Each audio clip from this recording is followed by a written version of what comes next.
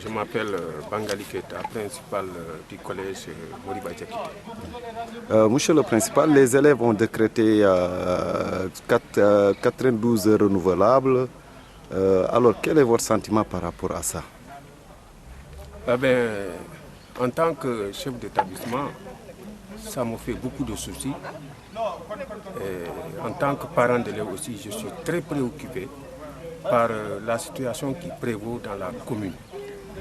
Et il faut dire que c'est un phénomène récurrent, regrettable, vraiment déplorable, auquel il faut trouver des solutions définitives. Il y a à situer certes les responsabilités, mais j'ai cru très fortement cette année que ces élèves du lycée communal particulièrement n'allaient pas en arriver jusqu'à ce niveau. Car ils avaient sorti une déclaration, moi je m'en tiens à ça, intitulée AZT, Association Zéro Turbulence, et les véritables responsables ont juré que véritablement, si ça ne dépendait que d'eux, il y aurait zéro turbulence. Quand je vois maintenant ces gens-là au devant de ces situations, c'est vrai que nos établissements ont des problèmes. Et c'est de l'idéal, c'est illusoire de penser qu'un établissement peut avoir tous ces problèmes résolus. Mais je pense que si au moins il y a un minimum de conditions réunies qui permettent à ces élèves-là d'étudier, je pense que vraiment il faut savoir raison garder et arrêter cette lutte-là. Nos élèves ils perdent beaucoup et actuellement il y a une situation qui prévaut même au niveau des étudiants.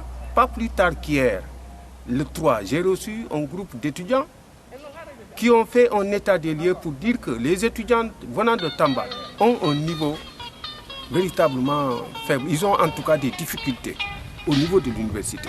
Et cela est en partie dû à ces situations récurrentes de grève. C'est pourquoi ils ont pensé qu'il faut créer au sein de la commune un comité où seront représentés tous les établissements de la commune pour voir les moyens par lesquels on passe pour véritablement freiner définitivement ces situations de grève. Et vous avez parlé tantôt de solutions. Selon vous, quelles sont les solutions? Les solutions, il y a des solutions nationales qui ne dépendent pas de nous. Moi, depuis la création de ce collège, et ce lycée-là, le lycée communal, mais ils sont là à Moriba, je les abrite. Et nous sommes en bon terme, etc. On gère ensemble la situation parce que le système, il est un. Donc, c'est par rapport à ça que véritablement nous gérons. Nous sommes conscients qu'il y a des choses. C'est que ce lycée doit être véritablement construit.